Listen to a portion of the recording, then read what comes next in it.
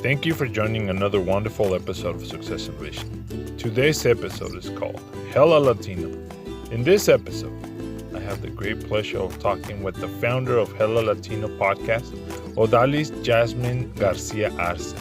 She is currently the Creative Communications Manager at Connext. She shares insight on her past and how the unlikely possibility of going to college, university actually took place. Out of the ashes rises the phoenix. This story is simply spectacular, and you will see the resemblance when you hear Jasmine's accounts. We get vulnerable, and she shares her failures along the way, but most importantly, demonstrating how she managed to get back up and continue on a path towards success. I had a great conversation with ODALYS Jasmine Garcia Arce. Thank you for joining. Let's get started. Welcome back to another wonderful episode of Success Innovation. Thank you so much to the audience, to the viewers, to the listeners for joining another episode of Success Innovation. Today, I have the wonderful opportunity of having ODALYS Jasmine Garcia Arce. She is a creative communications manager at Connext. She has obtained a public relations bachelor's from San Jose State University, and she is the proud founder of the Hella Latino podcast. Welcome, Jasmine Garcia, to Success Innovation. How are you this evening? Gracias. I'm good. Okay, I'm good. great. How are you? I'm doing really well. Thank you so much. So, I've heard a little bit about your podcast, and I know that you've lived in San Diego. And I want you to tell us a little bit about your background and where you actually grew up in San Diego and how your childhood was. That I know that you had about 7 brothers and sisters right?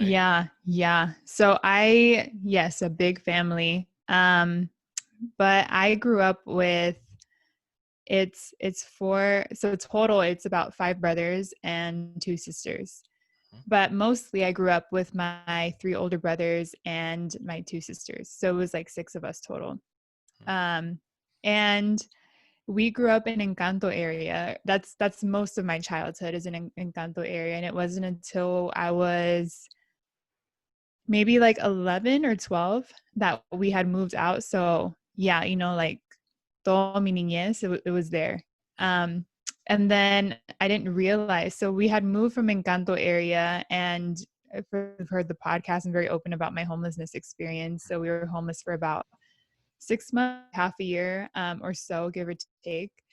And we moved to La Mesa, which is kind of it's known as like more of a nicer neighborhood, right?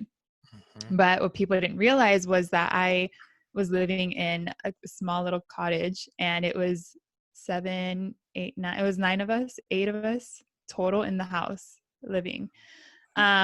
And that includes my parents. One of my sisters wasn't with us, but that includes my parents and then all of my siblings plus my nephew. And so it was all of us living in that house, and it was a 2-bedroom, 1-bathroom. So, my friends in Encanto area were like, oh, she moved to La Mesa. That was their like thought process. Like she moved out. Whereas for me, I was like, I miss home. I miss my Encanto area home because it had so many memories and it was just a different lifestyle. But yeah, we moved to La Mesa, and then that's where I went to high school. And I went to high school at Helix High, and that's where, again, like my life really just started to shift a little bit. But yeah, I grew up in Encanto area. Okay, and just to clarify, she's a Honduran. She's her background is Honduran, de Honduras. Eres hondureña. Catracha. Aquí Exacto. tengo mi bandera. Right. So, looking at it. Here's where it gets a little funky, because for the people that know the San Diego, Southern California area, about 90% is Mexican American, Mexican descent. So you grew up in a neighborhood in an area where if you speak Spanish, people assume that you were Mexican. So Mexicana. It is Mexicana. But then you're like, you have a little bit of a different accent sometimes, right? Bien. So like they kind of look at you a little weird. And how did that make you feel as you were growing up, living in this whole area with different culture? It was, I loved it because I had the school that I went to and I grew up in was basically like about 70%, Hispanos or Latinos. And so for me, I felt like it was just nice having people who spoke Spanish. Like it just felt normal, right? Like that was my reality.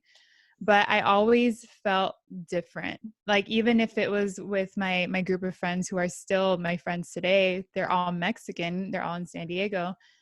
It was like my school life was like that, right? Like I had all these Mexican friends, but when I'd come home, it was different because all of my family that was very much Honduran was around. So I didn't feel represented when I was just in school. Like everyone thought I was Mexican, whether it was in conversation, whether it was, oh, you speak Spanish or Mexican. I got that so many times. But at home, it just felt like I'm represented because all of my family's here. Like my tios, my tias, my primas, all of my family members were always close by. And then the flip side of that too was I also grew up in, low income area. There is some diversity. Like, of course, San Diego is heavily influenced by Mexican culture, but there's also other parts of Latin America that are represented. And I actually grew up with, one of our closest family friends were Puerto Rican, and we had friends that were Dominican, and we had friends that were Salvadorian and Guatemala. It was like our family and our family dynamic and all of our friends were all very diverse. So it was an interesting childhood, right? Because I'm like, oh, like I'm around all these Latinos, but when I went to school, everyone just assumed I was Mexican. And I wonder now, like looking back, I'm like, oh, I wonder if I knew people who were Latinos, but they weren't Mexican. And I even had that own bias of like, oh, they're probably Mexican, right? Because it's like San Diego. So I think about that now all the time. I'm like, oh, was I being biased too? Like simultaneously while people were like doing the same to me. But yeah, it was interesting. It was an No, interesting childhood. it does come into play. We're all kind of biased of what we assume is right or what we assume is correct. We just take Yeah. it for what it is, and we look at somebody and we automatically judge who they are by the way they look, by the way they act, by the way they talk. So that kind of Yeah. makes sense. Correct. Yes. So It's a learned behavior. And I remember like having our Puerto Rican friends and I'm like, Mami, ¿por qué, like, ¿por qué no pronuncia, la the L, R? la L. Yeah. Like, ¿por qué lo dice así, mami? But she just like, she's like, I see, así hablan, son el acento de ellos, just like us, we have a different accent. And people are like, why do they say vos? Why don't they say tú? And that's what we say, right? Like, ¿qué onda vos? Like, that's how we would greet each other. Whereas, if you were Mexican, you'd probably say something along the lines like, ¿y cómo estás? Or, I don't even know. Like, I'm trying to Hola, guess here, but qué tal? ¿Cómo va? ¿Qué estás hola, haciendo? ¿Cómo te ajá. va? ¿Qué dice la vida? Something like Yeah, that, pues right? todo así va. But we also say qué tal y no sé qué, but we say vos, right? Like we use Right. vosotros. Yes. And so again, it's like little different things like that sometimes I'd be like, oh, I don't want to use vos anymore. Like I want to use tú, because like little things like that where I was like, I just feel like weird. Like no one else says vos. So let me just clarify. So you wanted to stop saying vos because that made you different when you were younger. That Oh was a yeah. Yeah. conscientious decision at that time because you felt that it made you different and you stuck Yeah. out. But now when you look back, hindsight, everything's kind of 2020 and you Oh yeah. recognize that, man, I was really shutting myself out y estaba tratando de ser otra persona. I was trying to be somebody else or changing Oh sí, my 100%. personality. Okay, that makes sense. What's Yeah. when you were a kid, when you were a young little girl before the homelessness, Mm-hmm. what's your most fondest memory? Oh man, all the family parties. Okay, okay. All the family parties. Ahí es donde aprendí salsa, merengue, la punta, like that's like when I think back to my childhood, I always think of those parties. Y, siempre había alguien, with filmando, with the little with the, those like old school cameras. Right. But I just feel like it was just such a fun childhood because para mí, like I kind of lived in La La Land, like I was la bebé. So I think naturally, like the baby, you get hid, you get protected from a lot of things, shielded from a lot of things. And so for me, like, I felt like I have the perfect childhood, like we're always having these family parties. Our family was really close. and I was always with my brothers. That's like the one thing that I remember about my childhood more than anything too, is like I was like best friends with my brothers, and siempre estaba con ellos molestándolo, you know, like that was my life with them. But I think the fondest memories are for sure those family parties, or, you know, the to be more family gatherings, specific, right? the New Year's parties were always my favorite. I don't know if you guys do this, but we do like the 12 grapes. That is something culturally, con mi Yeah. familia, con mis mamá y mi For a papá, lot of families, we for a would lot of definitely Latinos. do it. Yeah, we would definitely do it. And even Yeah. up to now, we still do it. But you know, the market grapes during that time, I think market's gotten a little Yeah. insight, and they raise the prices around. Yeah, they were like, this is a Yeah, trend. Latinos love yeah, grapes. right. And they start gouging you for the Yeah. pound of grapes. So, but Yeah, it but is little what it things is. like that is Yeah, just, you know, that being around family has always just been like one of my favorite things. right. And And so I always think back to those family parties. that's awesome. That's awesome. Yes, that is, family is very important, and it's particular to a lot of Latinos. I'd say about Yeah. 90% of Latinos that are first generation, family is important. And I say first Yeah, número generation uno. because maybe a little bit more generations that are here within the U.S., things start to change. And I'm not saying Mm, everybody, but I say, and I've had this conversation with other individuals. There's a mhm, difference between Latinos coming directly from whatever Latino American country, Mexico, Honduras, Panama, Chile, whatever country. They are different because they're coming from the motherland, right? And mhm, then you have the generations that were born here and that don't really have those first generation individuals in their family anymore. They've changed to be mhm, more Americanized. I guess I can say that because they've lost a certain touch of living in their motherland country. For mhm. instance, I mean, I might Yeah. be sounding like it doesn't make any sense, but that's the way I've seen it. No, That's the way I see entiendo. it. Mhm. Exacto, Yeah, no, exacto, I exacto. totally understand. And I know that's also, that might be a struggle for them too, to Yeah, try to right. connect with their identity, connect with their Latinidad, but at the same time, you know, they that's not their reality. And you know, speaking of that, I think of like mis hermanos, because they all have kids, right? They all have children. Right. Y para ellos, like, I know they struggle between, you know, the kids are fluent in English, but Spanish doesn't come very easy to them. They like Mm-hmm. struggle with it. One of my nephews is like in Duolingo.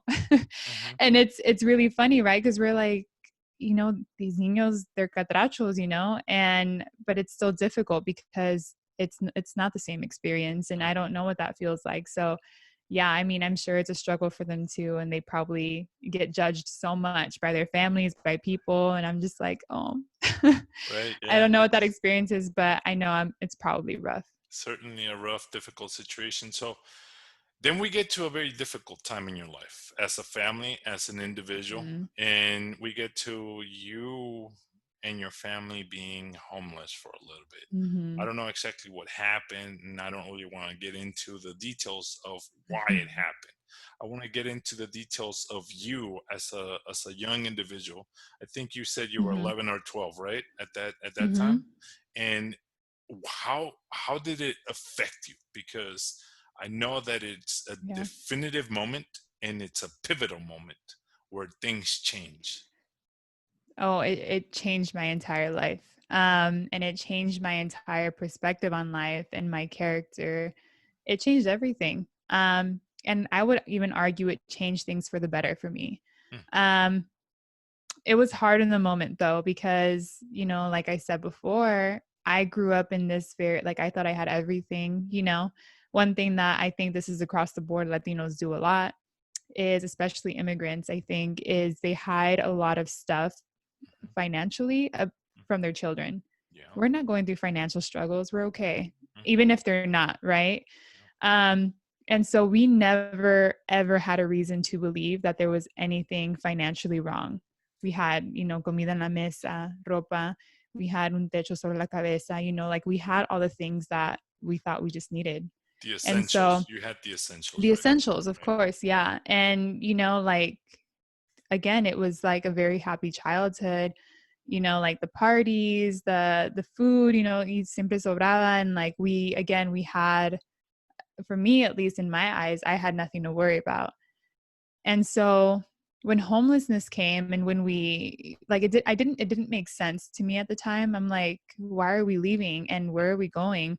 And you know, like me being the youngest, I'm already like out of the conversation. So para mí, I was completely lost. I was like, ¿qué está pasando? You know, like, mami, ¿dónde vamos? And I remember it was a series of these things that were happening where I started to understand, like, wow, like we don't have a home. We are literally like sleeping in our cars. And to be honest with you, to be real with you, I think I've blocked a lot of memories out, and I'm finally really getting to like explore those moments because I think it's crucial for healing and growth.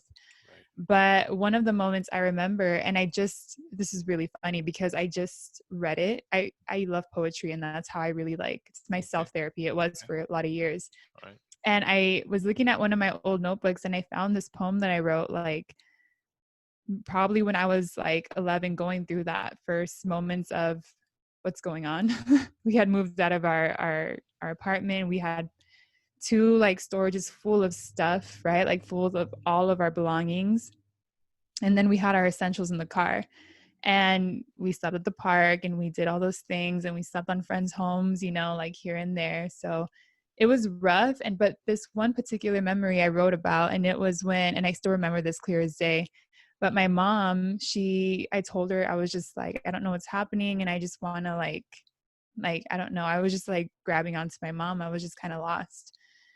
And she drove me around because she's like, oh, voy a recoger comida. And so we went to our favorite, you know, market, Latino market.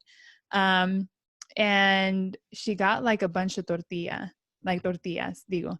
And she got a bunch of tortillas and a lot of bread and a lot of like really cheap stuff that she can just like make, you know, like fast, like sandwiches or whatnot. And le dije, I'm like, mami, tengo hambre. And she's like, oh, cómete una tortilla. And I'm like, oh, pero sabes que se me antoja tu spaghetti. Like your spaghetti, like my mom's spaghetti's bomb. But I said, I'm like, se me antoja spaghetti. And I remember her saying like, okay, cierra los ojos y like, just pretend the tortilla that you're eating is spaghetti. Wow. And in that moment, I was like, something's wrong. Because if you ask my mom for her spaghetti for any kind of food, she will do anything it takes to make it for you. Like anyone, even if you're a stranger, have never been to our home, like she will make anything for you because that's how moms are, right? Latina moms, like typical, they love being in la cocina, they love cooking for you. Right. And in that moment, I knew something was wrong. And again, we just started eating different things. You know, we weren't eating our comida. We didn't even have a kitchen, you know, we didn't have a home. So there was a series of things that were happening where I just realized like, okay, we're struggling. Like this is all a big struggle. And I knew it wasn't normal, but I didn't know what to make of it. And I didn't even know how to talk about it. And our family never did. You know, in those moments of what we were going through, it was more so like, let's survive. Let's not talk about what's going on. Let's laugh. Let's just have fun. Let's try to find joy in these moments. And honestly, if I think back to those moments, even though it was really hard for all of us, we all like were so united and we all kind of tried to get through it together. And we did. And so I think I just blocked out all those really hard moments. And I was like remembering the good, right? Like the laughs at the park, or when my nephew took his first steps, like that was a big moment. And, you know, that was at the park. And so it was just these little things that I remember that very positive, but reading that poem really triggered these other things that I'm like, oh, I forgot that happened, or I forgot this happened. Even down to going to pawn shops and my mom would give all her jewelry and try to get money for it. And like, these are the memories I was having throughout these times. And it completely shifted me because being the youngest, I felt very spoiled with love, spoiled with like material things, like just spoiled with all the attention.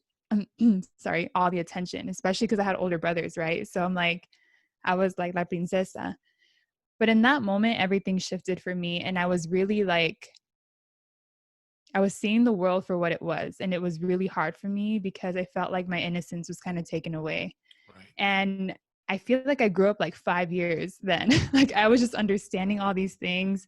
One of my brothers was really explaining to me what was happening, and to the best of his ability too, because he was in college. And so all these things were like adding up, but I literally grew up like instantly in that moment, in those moments, right? In those 6 months, 7 months that we were there. And so even though it was a really hard moment, looking back, obviously hindsight's always 2020, but for me it was a pivotal moment because it made me who I am now. You know, the things that I value, the things that I do, the hustle that I have, right, to chase all the, you know, quote unquote success, but also give my parents what they came here for, and never have a life of instability, knock on wood.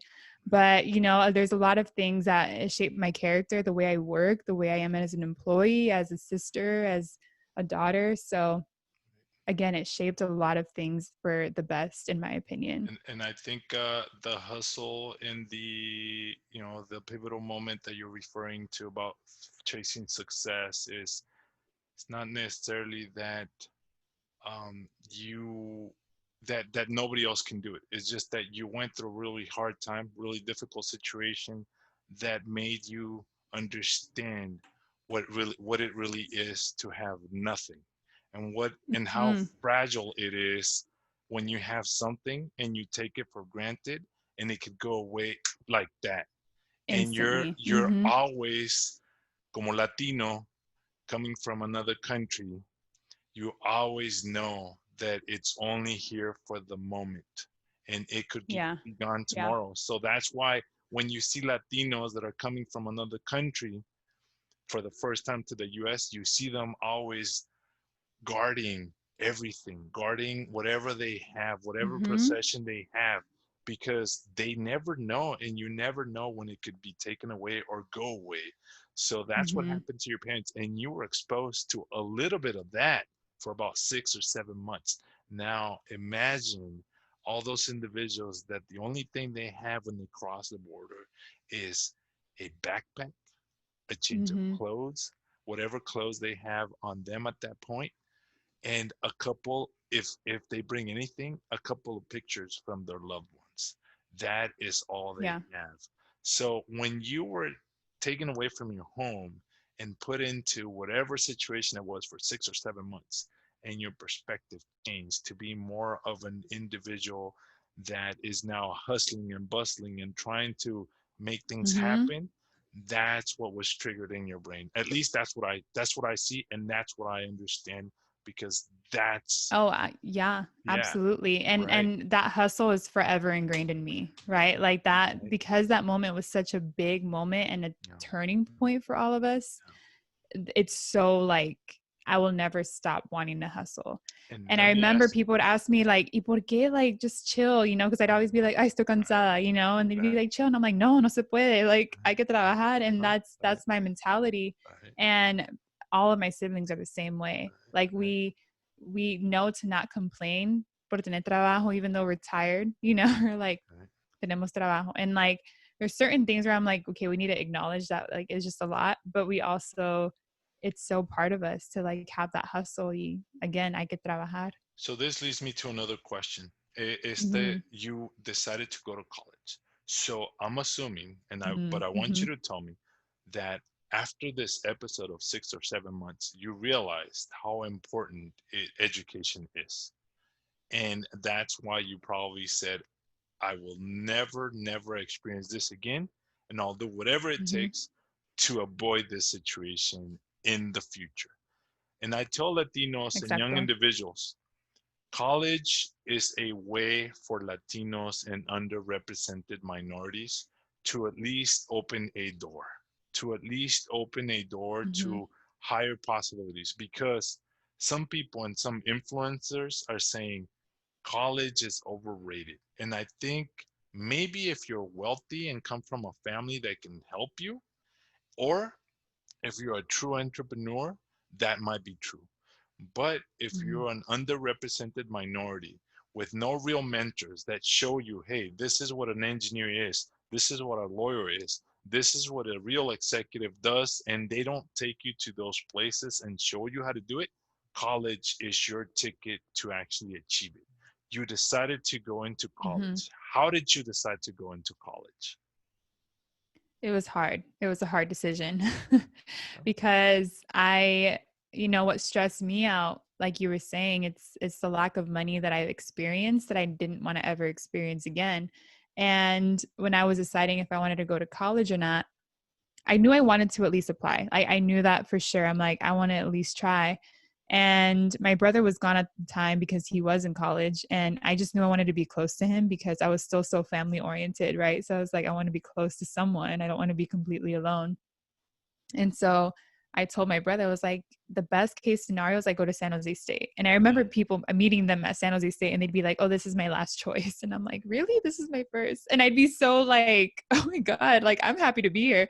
Right. But that was my first choice because I'm like, I want to be close to my brother. And I had that just stuck in my brain because I had gone to visit him and I like just, again, I wanted to be close to him. And so when I was applying to college, I actually got help from the mentor that helped him get into college, his EOP mentor. Okay. And so he lived in San Diego and was one of our family friends. And so I asked him, I'm like, Tony, like, can you help me, apply for colleges? And so he helped me, even though I wasn't in his program, but he helped me anyway. And I like still all my gratitude goes to him because my family didn't know how to help me. My brother was gone, working all his jobs and trying to go through college. So he didn't have time to help me either. But Tony really took the time. He like literally came over, showed me how to do it. And I remember there were so many times I was just stressed. I was like, what if I can't do this? Like, I don't even know how to apply for this on my own. Like, I need like Tony there. So I'm like, I literally told him, I'm like, what if I can't do this on my own? My brother's too busy. I don't have people in San Jose. And that's when he said, listen, if you get into San Jose State, we will help you. Like I have a friend that works there in one of the other, it's called Aspire, which is another like type of EOP program to help, underrepresented students and low income first gens.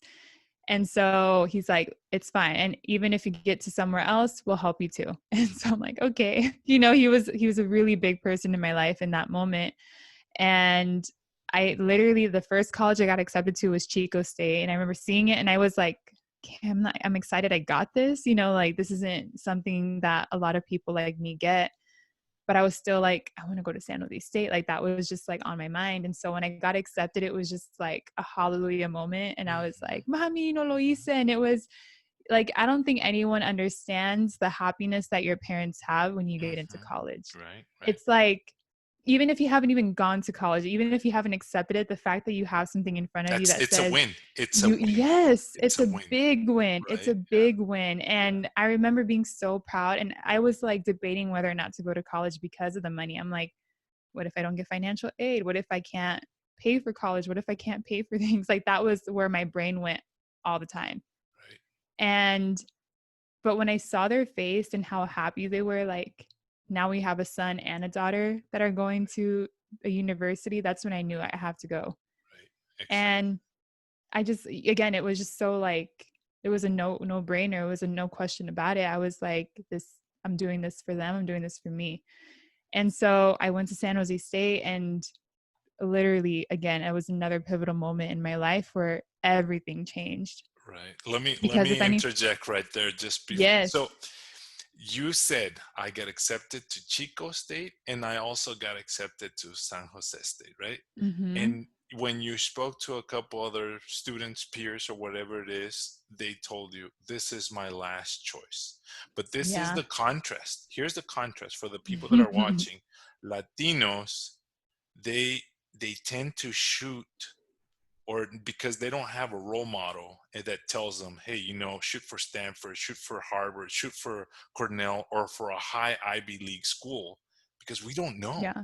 We don't have those people. And it seems like an unattainable goal, an unattainable school. It seems like for some reason, I'm not going to make it and I'm not worthy of even attending those schools. So if I get into, I'm not belittling, San Jose or Chico State, it's just like, well, I made it. I'm happy. And it's you're being grateful for what you have. Whereas people who have more and have role models that tell them, hey, this is what you can do. This is what you should be shooting for. if they don't achieve it and they enter into Chico State or San Jose, they get a little bit frustrated, which shouldn't be the case, because an education is an Mm-hmm. education, and you make of it what you will. If you go in to a college and to an education with the mindset of a failure already, that's what you're going to make. It's going to be a bad experience, and it's Right. not going to be worthy. But you, Jasmine, you decided to go into San Jose with a mindset of success, and you made the best of it. And then you said it's a pivotal moment. So how was it a pivotal moment for you? For so many reasons. I mean, to your point though, that was an interesting time for me because I was meeting different people. I was leaving my bubble, right? Mhm. And meeting people who, one, didn't value education. That was different for me. Like, oh, you don't care about school? Do you pay for it? Like, that was my first my first question. And people would be like, oh, like my parents pay for it, or that, and it was, again, I was meeting these different people of different privileges, and I was like, oh wow, like people, like as for me, like education was everything in college. Education was everything for me since I was a kid. It was like ingrained in me, like do well in school. And I was scared of my parents, so I always did well in school. But in college, again, it was a different understanding, because now at this point in my life, I'm now realizing my dad's not a citizen. And he doesn't have his papers. And or he did have a work permission, but what my new goal is I need to get through these 4 years of college. I need to get the best grades. I need to do the best work, because when I turn 21, I'm sponsoring my dad. Mm, And so it was a different type of goal for me on the personal side. right. And another personal goal was I don't want my parents to pay anything, because I know they're going to try, but I know they can't. So I was like, my goal is to sponsor my dad when I finally get to 21. And then my second goal was be be independent, be self-sufficient, and, not have to worry at all financially. And Now, this I is didn't know, that was a big goal well, this is for a why I college think student. this is why I think that you wanted to be financially independent, because as a child from immigrant parents, you do not want to be a financial burden to your parents. Oh no. That's Yeah. that's the main reason. But you also say, all right, whatever money, whatever check, whatever I can afford from my job, I'm gonna be able to financially hand something back to my mom Mhm. and dad to Oh help yeah. them, and to para ayudarlos, para darles algo por todo Siempre. lo que han Mhm. hecho, for the sacrifice that they've done. And so that's, I think, at least that's my perspective, and I think I can No, see yo that you igual. asked. Yeah. Uh-huh. Yeah. And that's still the way I operate. It's Mm, like I will just do anything so that my parents can have a comfortable life, and that I can have a comfortable life. mhm, mhm, And so, going to college, like, again, it was those two goals. I want to be like independent, and I want to be financially independent, and I want to sponsor my dad. So I had these two goals in my mind, and going into college, I wasn't even thinking about the social aspect of it. And I don't mean like the partying. I'm saying like the leadership, like getting involved or anything like that. But I remember my freshman year, and I was struggling because I wanted to get a job, even though, shout out to financial aid and lots of loans. I don't recommend it for a lot of people, but and lots of loans. I was pretty comfortable my freshman year. Again, I didn't know what a loan was, so I didn't realize it was gonna, bite me in the butt later. But mhm, I was thinking, I was like, I'm good, I can chill. I don't have to like work. And then like I just got bored, because I've always been inquieta. I've always been like, I want to do something. But in high school, if anyone knew me like before college, they'd say like, Jasmine no hablaba para nada. She was like, I stuck into my little groups. I was in dance, choir, and that's all I did. Like I didn't hang out with anyone else. Like I hung out with my friends here and there, but I wasn't the type to like love presentations. I wasn't the type to love talking to new people.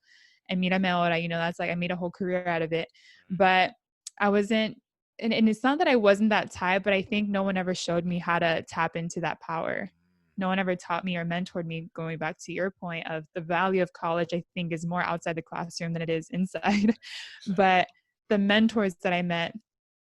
And so I think like if it wasn't for freshman year, like if it wasn't even for like San Jose State, I wouldn't be the person I am today. Mm, Because I remember my freshman year, I was like, okay, I'm meeting all these people. That's cool. And like, I'm making all these friends, but what else? You know, like, what else can I do?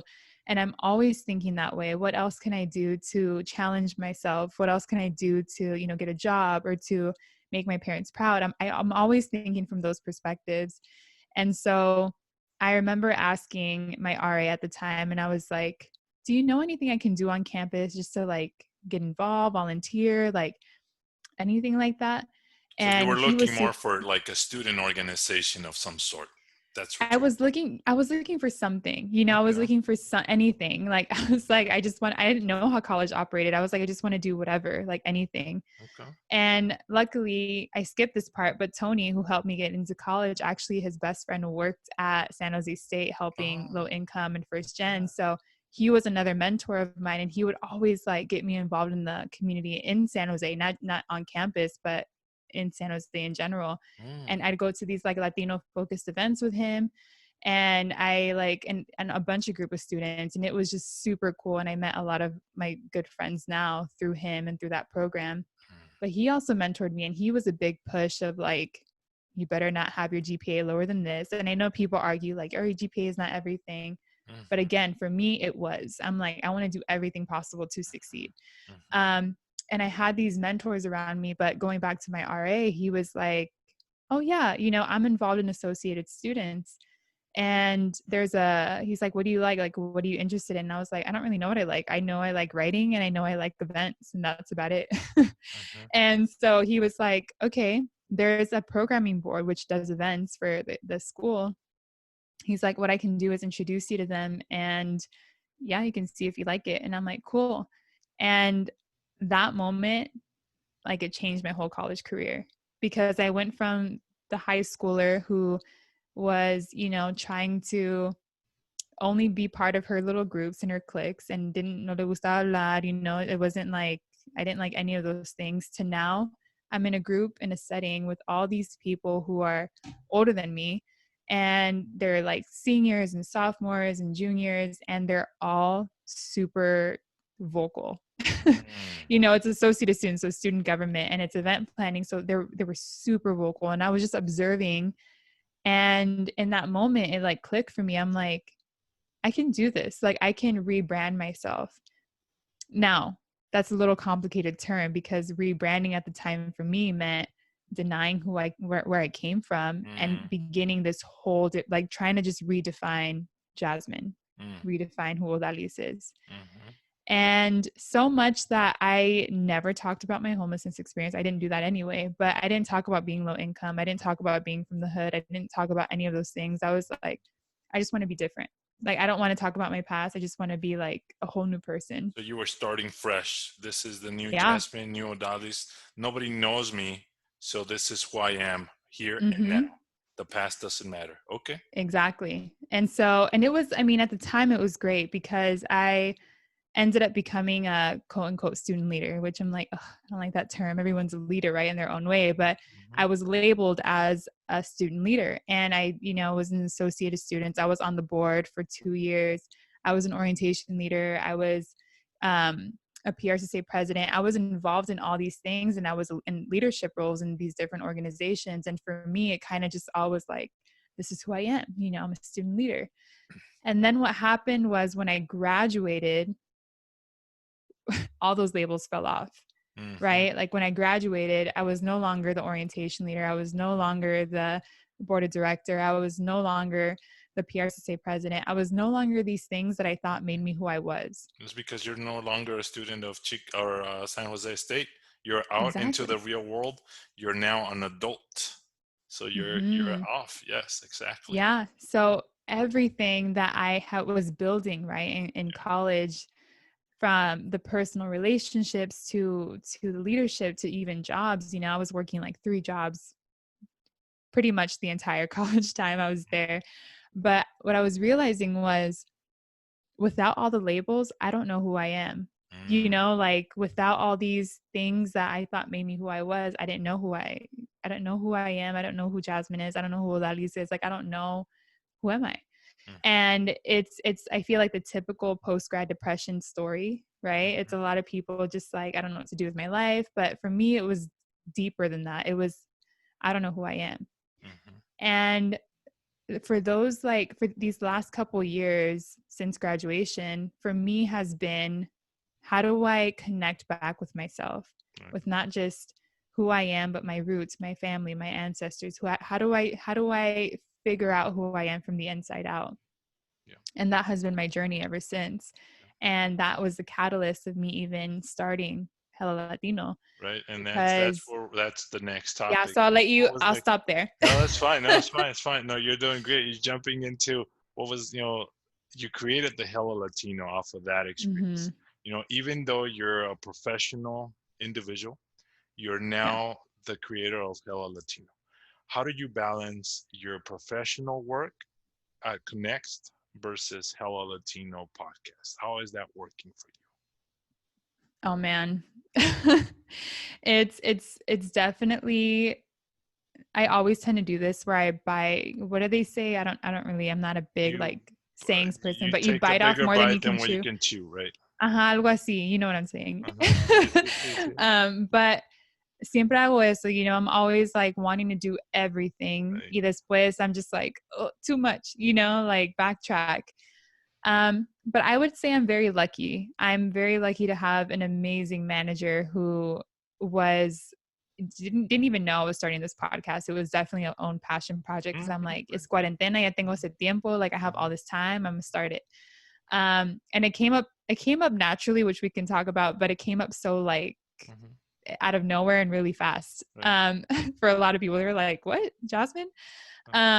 But at work, I have a really great manager, and I was able to just tell her, like, listen, this is my goal with the podcast. This is how I operate. This is how I do it.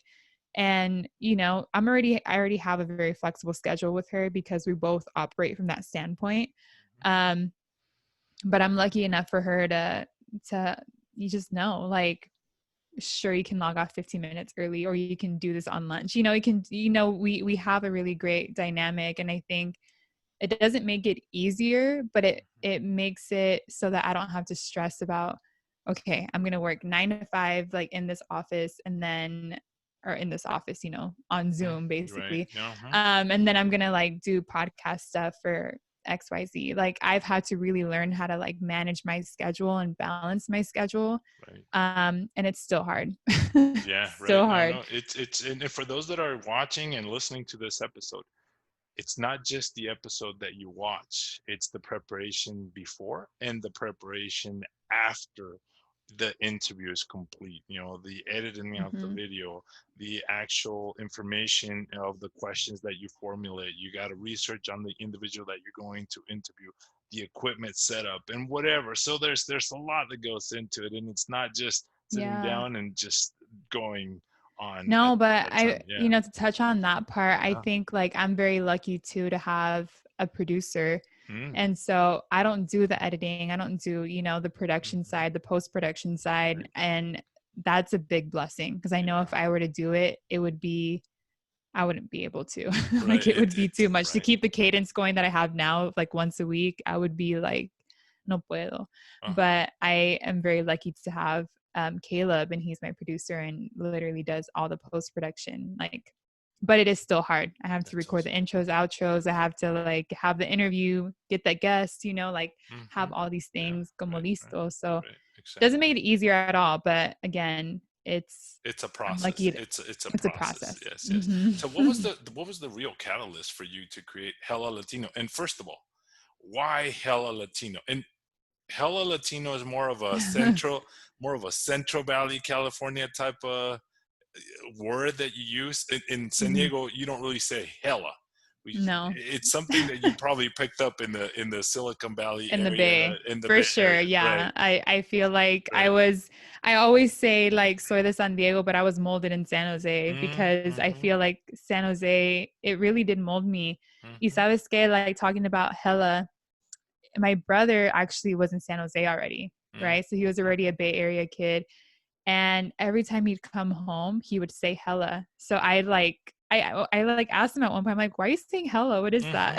That's weird. Like, why do you say that? Yeah. Yeah. Yo estaba así como, what? And he was like, oh, it just, it was just like hella. And like he explained to me all these other terms that he was using because he was talking differently. And I was like, dígame. And me and my brother have always been the closest, me and Patrick. So I just started picking up on these terms before I even moved to San Jose because of him, because, he would like Okay. say it so like organically. And so, yeah, I definitely did pick up on hella, but Okay. I Okay. think that's why I wanted to include it. I was Okay. like, even I rep my San Diego upbringing all the time. Right. But, like my most pivotal moments in life was in San Jose. And so, that's just a big moment. And I was like, I want it to be in my podcast. Right. So what's been the biggest obstacle so far for you creating this podcast of Hella Latino?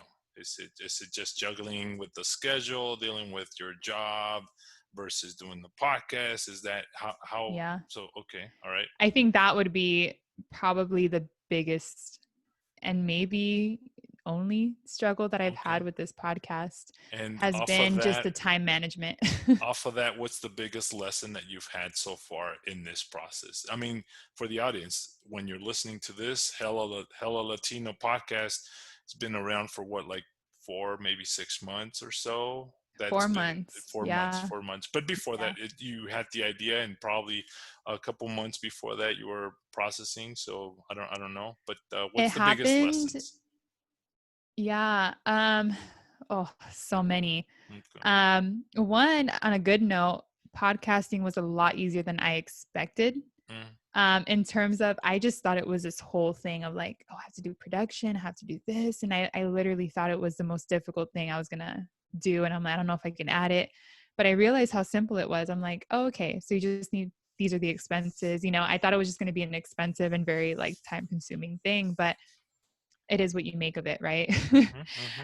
But for me, I think that was the one thing I was like, oh, this is not as hard. Doesn't mean it's not hard. It's as hard as I thought. Um, the other big lesson is there's a lot to it. There's a lot to it because for me, I'm such a perfectionist and I love like, I come from a marketing PR background. So for me, everything comes down to that. Right. And so I really take like my promotion seriously. I'm like, I want to like do everything to the best of my ability and not just manage the interviews and have the interviews and make sure it's an enjoyable conversation for my guests, but also for my listeners. And I also want to create the promotion. I want to create this really like vulnerable space. And so for me, I think the biggest lesson was I had all these ideas and I really wanted to perfect it beforehand. And what I realized as I'm going is this is perfecting on its own. I just got to let it happen naturally.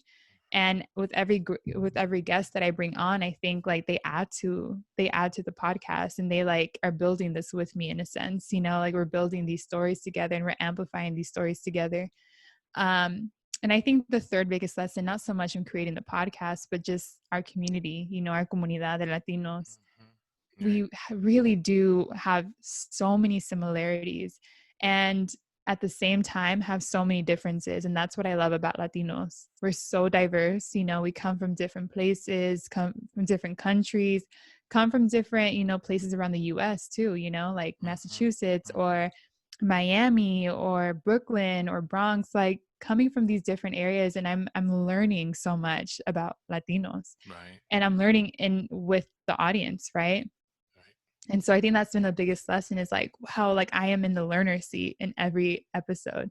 Right. And that's what I also love about this podcast and the way that I've been able to structure it is all based around my guests. And so it's just really cool because I'm like, I feel like I'm like with the audience and I'm like learning Right. Exactly. with Exactly. them. Yeah, Yeah. exactly. Every time you sit down with a person across the screen or next to you talking, you know a little bit about them because you read or you found something.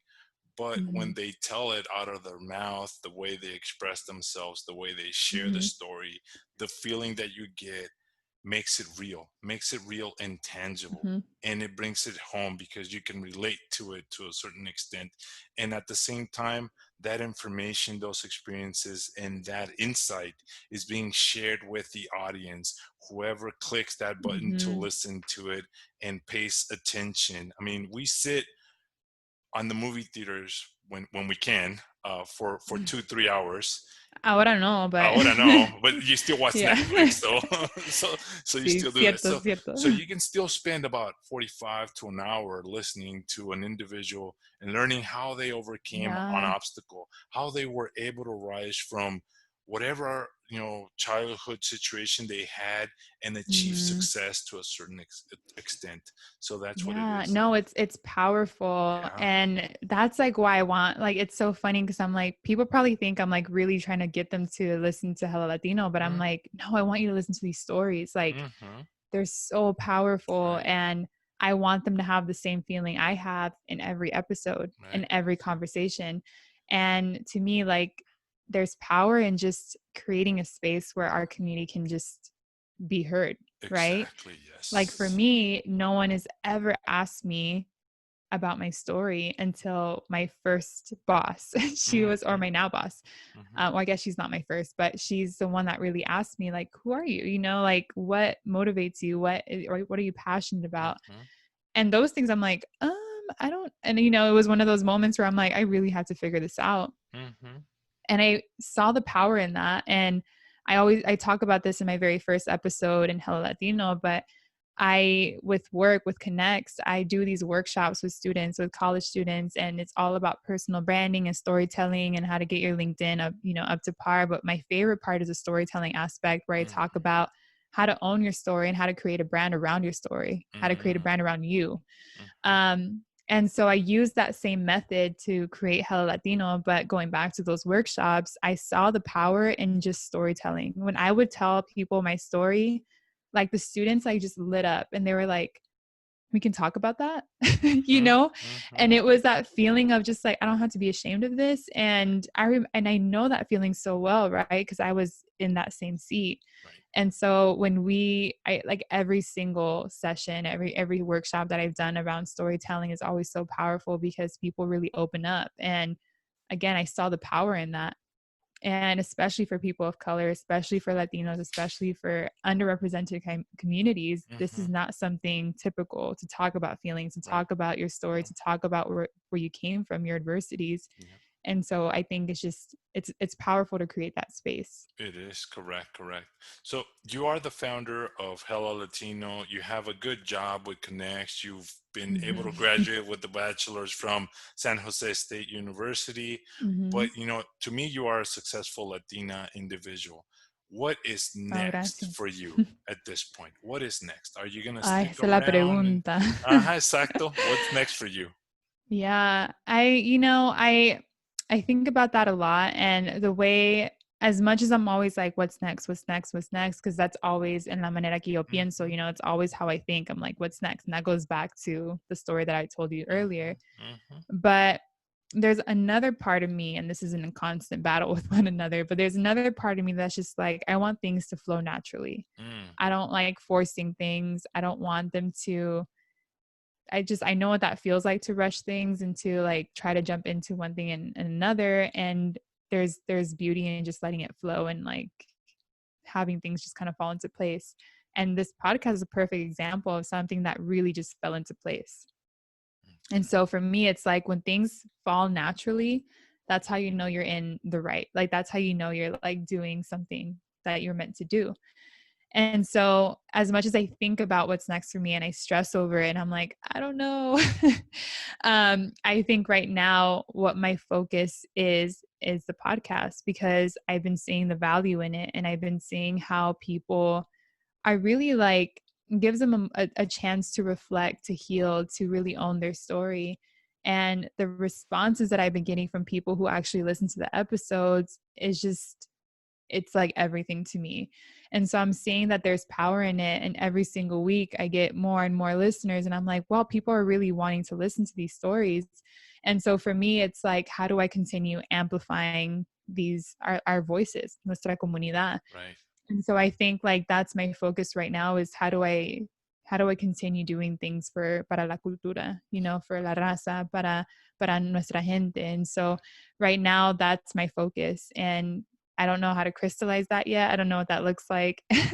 in tactical steps. Right. But that's what I know. That's what my purpose is on this planet. You know, that's what I know I'm supposed to be doing. And I know it all has to do with storytelling, because I've always been a storyteller. Desde que era niña, you know? And so, para me, it's like, I'm doing it the best way I know how, and it's creating that space for stories And I for think people to feel heard. as long as you're enjoying the process of it, that's a good sign. When it Yeah, starts getting to be a burden, then that's when something's got to change, and exactly. it becomes a job. So that's great. So this is a little bit of rapid fire for me. So good leaders always create good leaders. Do you have any individuals you actually look up to, and who are they? Oh, so many. There's so many. Oh man, who do I start with? I'm gonna be cheesy, That's but fine. this is so true. I think my parents are the first.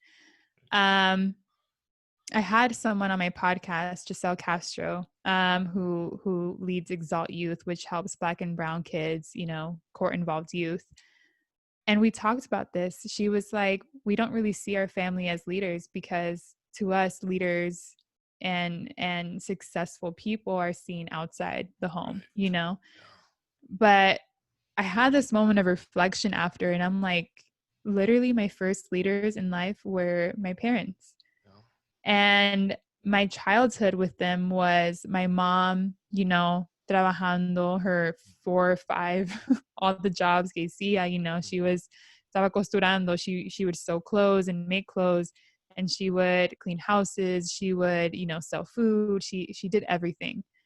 And she taught me the value in just like hustling, like create the life you want.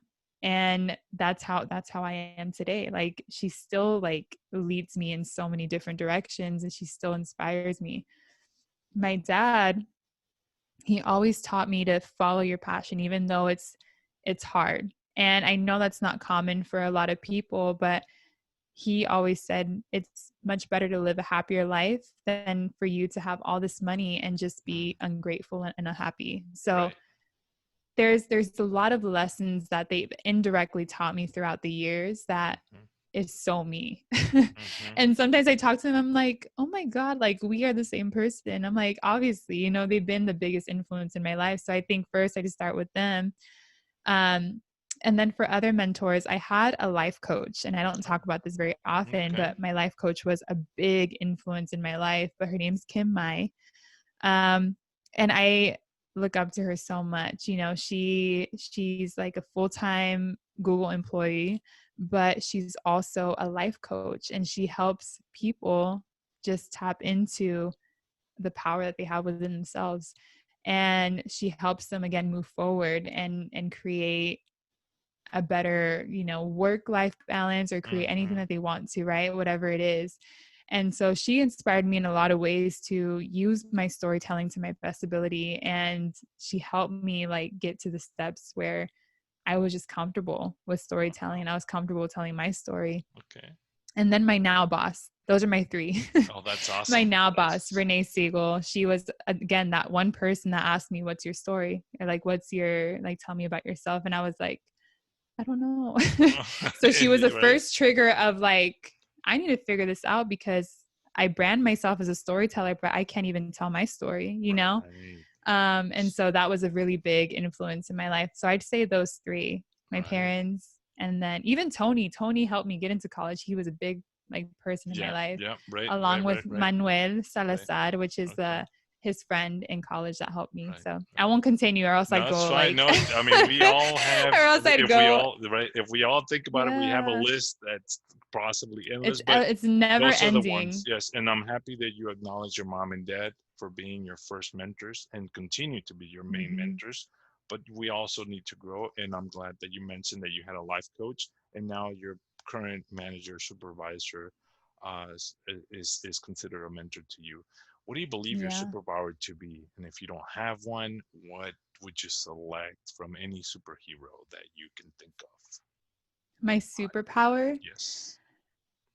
I think it's a double superpower. Okay, all right. And I think I've recently realized this because of people's comments, but I think one of my superpowers is being able to be vulnerable and create vulnerable spaces. And I didn't realize that was like something that was a superpower until one of my friends, she's the first one that told me, but she was like, you're so good at like creating vulnerable spaces and like having the other person feel comfortable. And I was like, really? And I didn't realize that. And I kept getting that more and more with every episode that comes out. And so I'm like, oh, is that really my superpower? Like, is that really something that is, like in me, and that is something that I can lead with. Right. But I think my storytelling is also a superpower, and not so much just my storytelling, but being able to pick out stories and share those stories and amplify those stories. Right. So I think just storytelling in general, storytelling and vulnerability for me just kind of go hand in hand. And it's the way you tell the story that makes a difference, because anybody can tell a story, but the way you tell the story with the expressions, with the words, that you make people Mm-hmm. feel comfortable. I think that's a good way to put Yeah. it. That's a superpower. And talking about that, if Yeah. I can add one quick Go ahead. story. Yeah, go ahead. Yeah. Queen of stories over here. That's fine. No, that's fine. But you said it was the way that we tell our stories. And I Yes. think the first time I really fell in love with stories, and I didn't know how to put words to it, but the first time I fell in love was I was secretly in a mariachi group when I was little. Okay. Talk about Mexican culture, right? But I was in a mariachi group because it was like part of the church community that we were a part of, but they were wanting to create like a community mariachi group that was like a family. And it was like, well, we got 7 of us, so let's do it. Pick up a guitar, a couple violins, and go at it. Yeah, Come on. guitarrón, I played the violin, but I don't play it anymore. Okay. But no, that was my childhood. And my dad, he's always been a singer. He was a singer in Honduras, and he was, he always, every single morning he would sing. Like that was like a tradition in our household. It was like, oh, Papi's just singing. And it was like, I loved it. I loved growing up that way. Okay. And I always heard, Luis Miguel, like we used to call my dad Luis Miguel Jr. because he sounds like him. Okay. Yeah, that's what he liked. And he sounded like him. But, we grew up with so much music in the house. And so music was always a big part of our lives. But my dad more so, he was a singer too. And the first time I sang with him, he was like, parezco Selena, because, in the movie Selena, he's like, he gets all excited. He's like, yeah, I'm going to teach you how to sing. I felt like that same thing happened with my dad. He's like, pues te voy a enseñar, I'm going to train you. I'm going to do this. He got really excited. But he taught me how to sing. And, it wasn't so much the singing that I was so passionate about. It was the songs, the lyrics. Oh, wow. I was like, Papi, ¿qué significa esto? Or like, Papi, what's this? And I would ask him all these questions about the lyrics, because for him, the biggest lesson he taught me when it came to music, when it came to vocals and singing, was anyone can sing. Going back to what you said, anyone can tell stories. Yeah. But he's like, mija, like anyone can sing, anyone. But only few can interpret the lyrics so well that it makes the audience feel something. Right. And he always told me, that's the kind of singer I want you to be. Right. Little did he know, he was teaching me how to be a storyteller, right? Yeah. And that was the first instance where I'm like, I love words. Like, as weird as it sounds, because I was an ESL student, I struggled through all my English classes. I was like, I really love the power of words, the power of stories. Spoken word versus yes for the most part. Yeah, I mean that's true. That's awesome. Yeah. So we all have a definition of success. I want to know what your definition of success is now. You might have had one in the past, and you might have one in the future that changes. But right now, what is your definition of success? There's so much I'm thinking about. I think the first thing that came to my mind actually was happiness. And I know it's very vague, right? It's just happiness. But for me, success for a long time meant money, making money, making this, making that. And I'm not going to lie, it still is. I'm still chasing, dinero, because, I could sobrevivir. But the other layer of that, to me, success now means just happiness, like, and not just like happiness from material things on the outside, but happiness from the inside. And that goes back to, it's the common denominator in everything that I do, right? Like, if it doesn't bring me happiness, I don't want to do it.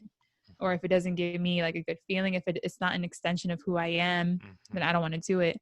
And so before, I would be like, get whatever job, get this, get that, get like, I just hustle. But now I have a privilege to lead with inner happiness and say, well, I don't want to do it if it doesn't bring me happiness, because I don't have to struggle or I don't have to do XYZ. So I think success for me means just being my most authentic self and doing my most authentic work and being happy doing it. It's awesome. Being your most authentic self, being your most authentic individual, and being happy with it. That's great. Thank you for sharing that with us. This last question, I really enjoyed this last question because I want you to imagine that you can go back in time. But I want you to imagine going back in time and popping up in that park, in front of that 11-year-old little Jasmine. And she has a backpack on and she has a notebook in her lap. And you can sit down in the park bench and you have a couple minutes where you can share 2 or 3 pieces of advice with her. What would you be able to share with her at this point?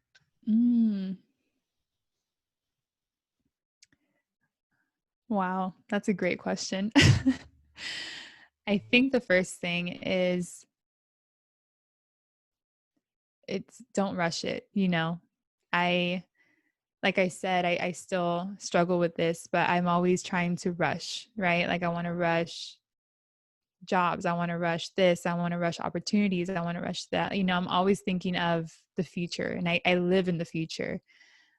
But I would say don't rush and just like live in the present. And I feel like I need to remind myself of that more now. But there's power in just living in the present sometimes, as someone who lives in the future, like 100% of the time, I have to consciously like tell myself, like, enjoy where you're at right now. Like enjoy your family right now, be present at this party or be present in your current state of being. And so I think in that moment, me thinking futuristically came from homelessness, me thinking of where are we going to go next? What's, right. And so I think if I were to share anything, it would be that just live in the present. Don't rush. Right. Yeah. Savor the moment at hand. Savor the moment. Yes. The second thing is, oh man, I wish I can really tell myself this at the time, but save every piece of writing that you create. Because my thing was grab any paper and just write, or I would like think of something and then I'd never write it down. So now there's like certain things where I'm like, I know I wrote about this. Like, where is it? So I would just say like, save every piece of writing because me reading my stuff, it's not like beautiful pieces of writing, but it's so deep for an 11-year-old to feel. And even like my 15-year-old self or my 17-year-old self, like reading all these things, I'm like, wow, like there's power in these words. And I can always, the beauty about writing for me is I can always take myself to the moment I wrote it. And I remember exactly what I was thinking, exactly where I was and, where I was. And it's a very powerful feeling for me. It's like, it represents that growth, right? One thing, I'll tell this little quick story, but one thing that happened recently that triggered that second tip for myself was in high school when we graduated. I love that my high school does this, but my high school makes us write a letter to ourselves and completely forgot about it, right? I'm in college doing my thing. I graduated. And then on my 23rd birthday, I got this letter that was from Helix. And I was like, and I saw my writing and I was like, is this for me? I was so confused. And it came back to me. I was like, oh, I forgot we wrote this. Right. Wow. And I read it. And when you tell me to write, I'm going to take it seriously. Right. So of course I wrote myself like 5 pages worth of stuff. Oh, wow. And so I was reading this and I literally was giving myself like, Jasmine, I hope you do this and I hope you do that. And this is where you're at right now. And this is where I know you're going to be. But if you have, like, literally gave myself a checklist. If you have all these things, that means you're doing it right. And I swear to you, I'm like mind blown. I'm like, dot by dot, you had it. Dot by dot. Yeah. Wow. And, it's crazy the power of writing words down because as much as I wasn't paying attention to that checklist, it was just ingrained in me. And I didn't realize I was working toward it indirectly, That's amazing. And so again, I wish I could just tell myself, like, save every piece of writing, every little thing that you write, like, just save it. Right. The last thing is to heal. Heal. I think if I could have told myself to heal early, to observe and heal, Right. a lot of things would have, I don't regret it, by any means, but a lot of things would have been a little more simpler for me, in college, post-college, and navigating just certain things. And of course, everyone's journeys are necessary, and the way that everything happened, timing was perfect. But if I can just give myself that tip to like figure out what healing means, like even if it's just that, like, girlfriend, you're 11 years old, I know you don't understand this, but figure out what healing means for you and don't be afraid to heal. Because vulnerability is a new thing for me. It happened within the last couple of years, but at 11 years old, it like really, like, again, everything was buried inside. I didn't know how to be vulnerable. I didn't know how to talk about XYZ. And slowly, as I started to be vulnerable and tell my story, that's when I really started healing. And so if I can just go back and tell myself, like, figure it out, girlfriend, like, it's okay, you can heal. Like, be open, be vulnerable. You can be vulnerable outside of your notebook, right? And so I think that would be my 3. That's awesome. That's awesome. Thank you so much for sharing that with us, for sharing and opening up. Thank you so much. I want to acknowledge you for all that you have done, for being able to heal yourself, for being able to open up yourself and being vulnerable, and for jumping into the unknown and creating Hella Podcast and sharing with the audience what you are doing, and for in creating our community and growing our community and empowering our community to be successful. Thank you so much. Yes. I want to Thank thank the you. audience for joining another wonderful episode of Success Innovation. Thank you so much for being present, for living in the moment. And if you find it useful, please share with somebody else so that they can also be enlightened and also use this for their benefit and empower themselves. This has been Lázaro Herrera for Success Innovation. Thank you so much. We'll see you next time. Bye-bye. Thank you for finishing another fantastic episode with Success Innovation. Today, we learned much more about ODALYS Jasmine Garcia Arce and how she managed to pivot at one point that dissolution which clouded her dreams. We learned about the collaboration and networking which really have allowed her to create Hella Latino. Thank you, ODALYS Jasmine Garcia Arce, for your time and conversation with me. This has been Lázaro Herrera for Success Innovation. I'll see you next time. Bye-bye.